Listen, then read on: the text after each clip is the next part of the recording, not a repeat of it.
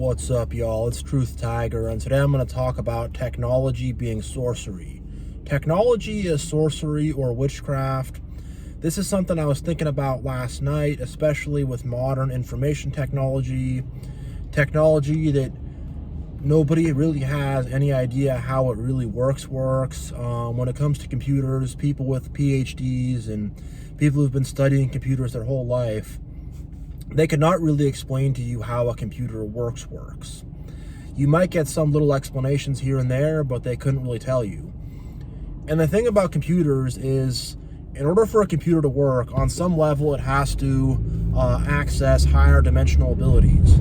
They don't tell you this. They don't advertise it. They don't put it as a label on the side, but even a regular computer, not a quantum computer, but a regular computer has to access the fourth dimension. It has to access the quantum realm.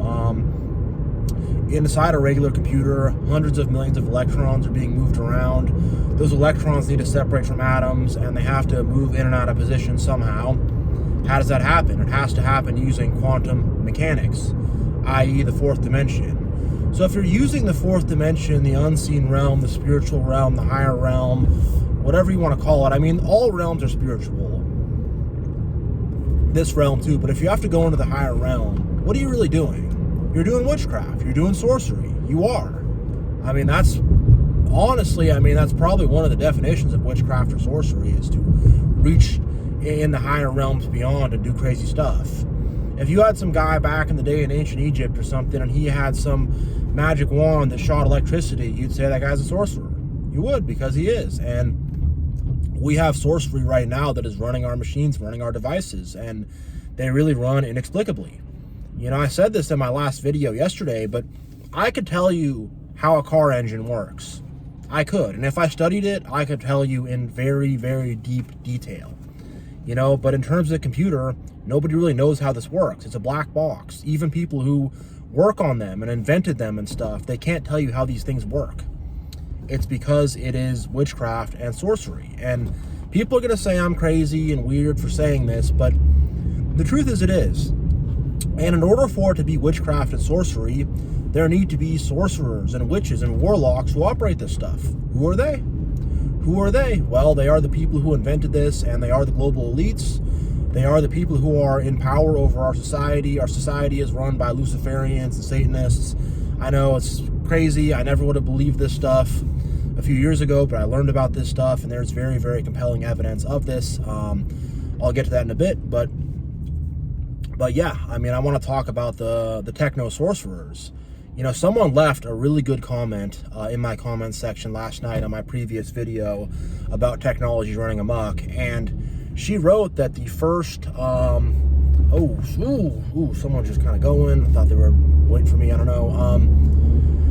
So she wrote to me that the very first computer, the Apple I, was sold in 1976 for $666. And yeah, I looked it up. It was actually sold for $666.66. That's a crazy price tag. Where did they get that number from? You know, why that number of all numbers? That's a very weird number to sell an item for. And they said, oh, it's a coincidence. The thing is, if you think I'm crazy, look it up. It's on Wikipedia. It's right there. It's documented fact, you know, that this computer was sold for $666. Why? Because the people making it and inventing it were Luciferians and Satanists. And it is pushing a Satanist, Luciferian, witchcraft, sorcerer agenda on us. It is the techno-sorcery that we look to and worship instead of God. And it does these amazing things. It projects these screens and sends informations and does these mystical acts for us through technology. And back to the world being run by Satanists and Luciferians, I live in Seattle, Washington. Our landmark here is the Space Needle. The Space Needle was built by the Pentagram Group. 5 businessmen got together and they decided to form the Pentagram Group. Again, look it up. Look it up before you say I'm crazy, before you doubt this and throw this out. Literally look it up. So the Pentagram Corporation, the Pentagram Group, builds a Space Needle. How about that? Interesting name. Very interesting name. We have the Pentagon, you know, basically a pentagram, but without the stars pointing out. But, in our nation's center, in our nation's capital. And I mean, like, look into this stuff. Really research it. If you're interested in researching Satanists and Luciferians running the world, go to a website called whatonearthishappening.com. Look up a guy named Mark Passio. He will explain this stuff a lot better than me, but that's the reality. And now they have this technosorcery that they have somehow brought about. And it's like, how did they invent this stuff? How did they come up with this stuff? How did they make this stuff work reliably? It's really puzzling. And the thing about so many things with computers, they call it a black box because they don't know how it works. It's like, how do you invent something and build something and make something happen when you have no idea how it works? It's sorcery. It's witchcraft. That's how. The exact mechanisms, are they performing spells, or is it just technosorcery? I don't know. I'm not saying I know any of that, but I'm just saying there's something weird, very weird is going on with this technology. You have quantum computers now, and they're building these quantum computer chips. They're building quantum computers that work, and they don't know how it works. Even the inventors and even the people who made it have no idea how this stuff works. How do you invent something when you have no idea how it even works? It doesn't make sense. It really doesn't. And the thing is, a regular computer does just one task at once. So if you have a regular computer play chess, it'll look at each piece on the board. A pawn can go here, the king can go here, the queen can go there, the knight can go there, the bishop can go there. It'll look at all the possible moves that your pieces can do and their pieces can do. It'll look 100 moves ahead and look at all these millions of different possibilities, and it'll go one at a time. Pawn goes here, boom, boom, boom, millions of possibilities. It'll just, the fan will rev up, it'll start thinking, and it'll go, all right, I've thought of the next, I was able to have the computing power to predict the next possible, million next moves or whatever. I was able to think 1,000 moves ahead with all the million possibilities, whatever, they can do that. A quantum computer can just do that all at once. It can just go, boop, all the millions of possibilities, dawn all at once. I didn't have to go one after the other and just, boom, boom, boom. I just did it all at once somehow, because you have a quantum bit, which is in the quantum realm, i.e. the ether of the fourth dimension, i.e. the spiritual realm, i.e. the crazy abyss, of infinite versions of our reality that exists in the fourth dimension. I don't know how it works. I don't know if it's like that exactly, but that's kind of the idea I have. And infinite possibilities exist there, and this electron can now exist in infinite different possible positions, and it can be a 0 or a 1 with infinite different possibilities. That sounds like witchcraft to me. That sounds like sorcery to me. That sounds like magic to me. That does not sound like mere technology. That does not sound like taking a hammer and banging on some steel or whatever. That sounds like there's definitely something else going on there. There's some very crazy stuff going on with this technology, and there's crazy stuff going on in the world, and we're being surrounded by sorcery and witchcraft, and we don't even know it. And I'm not going to say all technology is inherently evil. I just believe it's being used for evil purposes, and it's being used to break our spiritual connection. And instead of using the true power of our mind, we have these brain machines, and instead of being able to use our mind to connect spiritually to God and be connected to all living things, we're instead having technology do that for us, and we're seeing technology as this wondrous thing, as this higher power, instead of seeing God as this higher power. And in this video, like, I'm confused too. I think the end game of this technology is control. I think eventually they're going to try to put a computer chip in our head, i.e. the mark of the beast. I think that's going to come. I don't know when, but I think that's eventually what this is all going to lead to. And then that computer chip will interface with our brain in a way that replaces God, and it will cut I ain't getting that computer chip in my head, and I hope I'm not here to see that. Maybe I will be, maybe I won't. I don't know. We have the technology to do it, definitely, but we already put computer chips in dogs and stuff, and just think about it. I mean, they have the Neuralink now. Like, just be careful. That could be coming, and yeah, but they're gonna make us put some computer chip in our head that will instead, be about this beast of society and the societal programming and societal conditioning. And instead of just having that taught to us and programmed into us, that will literally be implanted into our brain electronically. And that's going to come. And I think that's a big end game of this technology. And I think they just know the control that it has. I think they know that it will really influence people. It will keep people trapped and stuck. And, it'll keep people mystified and amazed when they should be mystified and amazed, not by the way of man, not by the beast of society, not by the devil, but by God, and by goodness and by love. And I think a lot of ways this is going to also replace the need for goodness and love too, because in this technology, there's power to it, but there's not really love or goodness. And again, I'll say this, you could use technology for love and goodness. You can use this stuff for a good purpose. I'm not going to throw the baby out with the bathwater and be too much of a Luddite and say, oh, it's all bad. I just think it's being used for very bad purposes, and I think it has bad intentionalities behind it. And I think they're not being entirely honest about the true nature of it. The nature of this technology is very spiritual. It's very mystical. There is a lot of mysticism behind it, and they're not being honest about that.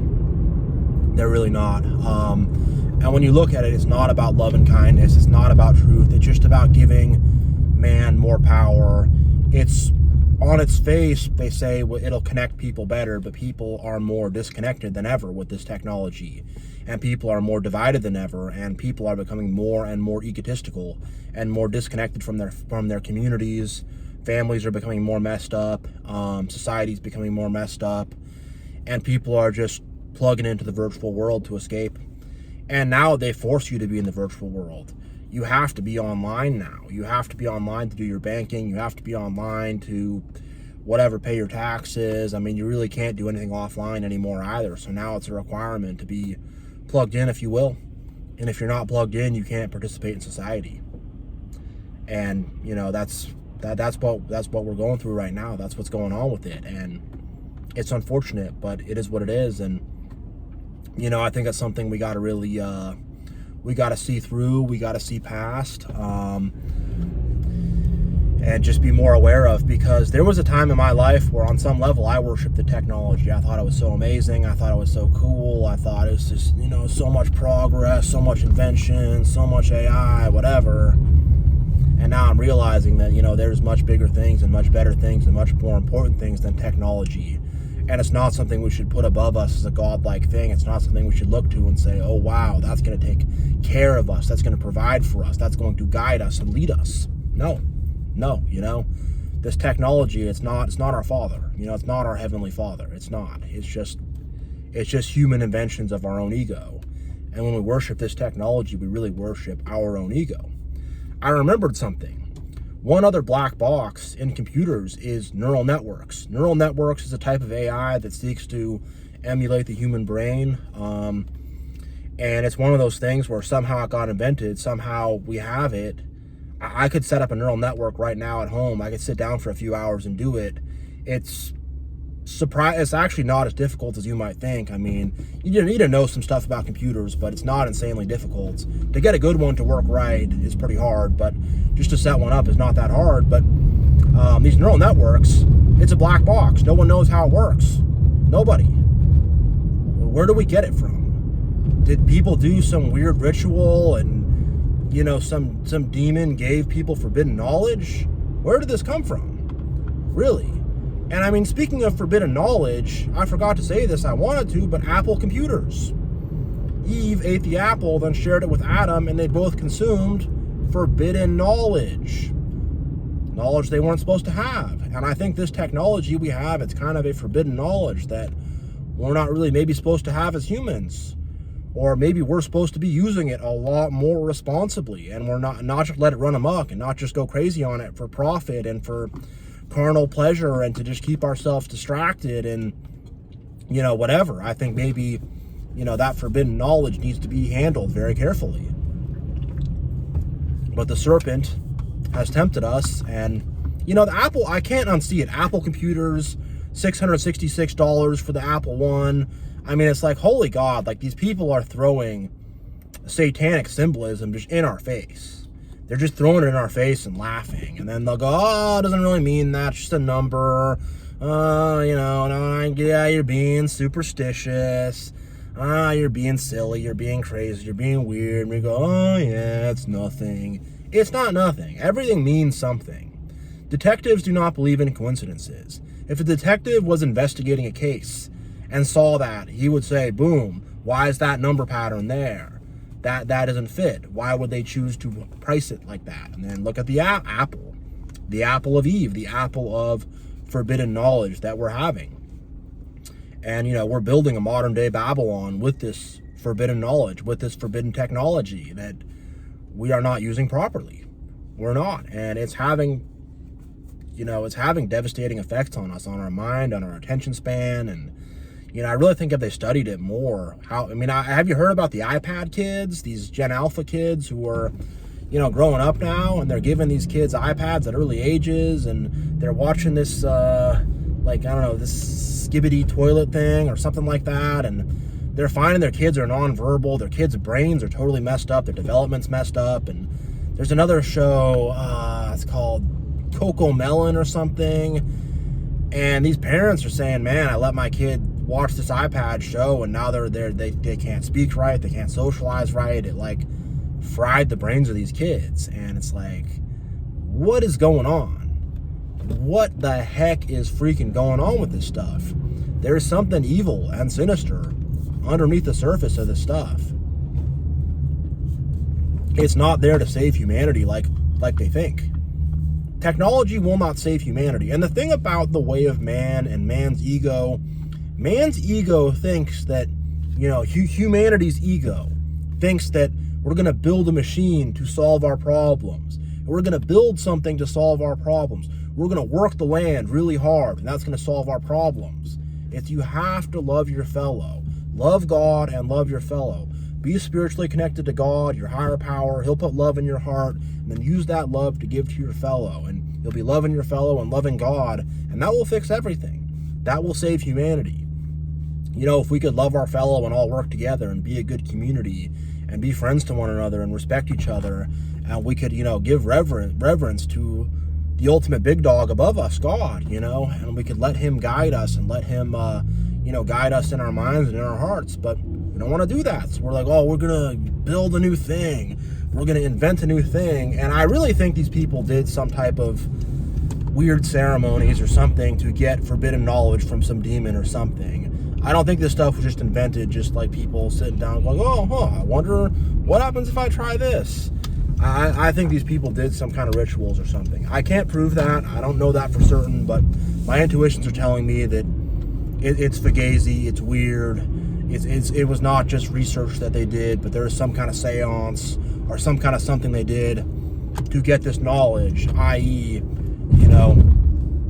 Adam and Eve eat the forbidden apple. They did some kind of thing to get that forbidden apple of knowledge from the devil to make all this technology that we have now. I really think that, because if you look at the wheel and the plow and some older technology, the crossbow, printing press, whatever, you can explain how it works. The steam engine, the internal combustion engine in my car, you can explain how that stuff works. It makes sense how that stuff works. There's no, there's nothing where you're like, wait, well, what about that? What happens there? Whereas with this technology we have now with computers and stuff, there's big question marks. Like I said, where even the people who made it don't know how it works. And I said this in my last video, but I'll say it again. Neil deGrasse Tyson's not going to go on TV or go on YouTube and tell you how computers works. He's not, because it's over his head. And it's not straightforward at all. And you can't just sit down and simply explain it. And very few people even know how these things work, if anybody really at all. Honestly. So, that's as crazy as it is. And I'm probably going to put a pin in this video here, but yeah, thank you all so much for watching. God bless. We're searching for truth. We're exposing the deception. We're figuring out what is really going on in the world, what's really happening, and what we're really up against, and what all this stuff is really about. So, really, I thank you all for giving me the support you've given me, for supporting me on this journey. you know, we're all in this together, so I really, really appreciate you all. It's so much love. You know, God be with all of you. God lift all of you up. You know, God lift up the lady that made the comment about the first Apple computer going on sale for $666. I mean, really, thank you for that. I mean, a lot of this stuff, it seems unbelievable. A couple of years ago, I'd be like, I wouldn't believe it if you told me this stuff. I would not believe it. I would say, no, no way. That does not make sense. But the devil wants you to think he does not exist. The devil wants you to think he ain't even there. The devil, and you know, nothing to see here. I don't exist. He does. Evil exists. The devil exists. And evil is far more prevalent than you think. And there's far more weird games being played. And there's far more sinister, weird stuff going on. So on that note, I'm going to end it for real this time. Thank you all so much for watching. God be with you all. And I will see you all next time.